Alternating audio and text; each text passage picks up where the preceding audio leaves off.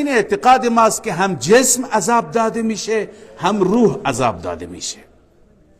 در تفسیر این آیه عبدالله بن مسعود رضی الله تعالی عنه می فرماید که ارواح فرعون و فرعونی ها در کالبد پرندگان سیاه رنگ و بدشکلی، ارواح اونها در اونها قرار گرفته و صبح و شام بر آتش عرضه میشه، یعنی صبح و شام اونها را عذاب میدن، شکنجه میدن، جسمشون هم مطلع میشه از اون عذاب.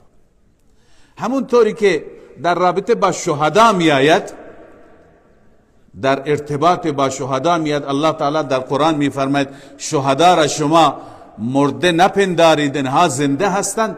اونجا هم در حدیث آمده، در سنن ترمذی هست این حدیث، که ارواح شهدا در کالبد پرندگان سبزرنگ و زیبا شکلی زیر عرش الهی در قندیل‌های جاهای بسیار خوب و زیبای جای داده می شوند. اینها می روند تو بهشت سیر می کنند و لذت می برند. و اهل تفسیر میگن معلوم میشه از این دو روایت که اون کالبدی که برای روح انسان تعیین میشه بر اساس اعمال انسان یا زیبا هست یا بدشکله. اگر اعمال زیبایی داشته باشد در دنیا، اون پرنده هرچی هست او بسیار زیبا هست. اگر اعمال مثل فرعونی ها بد باشد او بد شکل است.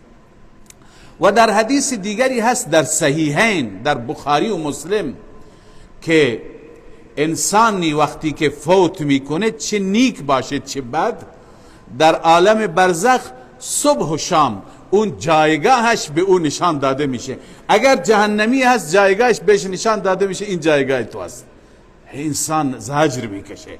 اگر بهشتی هست بهش داده میشه که جایگاهش، این انسان لذت میبره. علاوه از اینکه اونجا هم در عالم برزخ یا لذت میبیند یا عذاب میبیند او به جای خود، ولی این جایگاه ها بهش نشان داده میشه.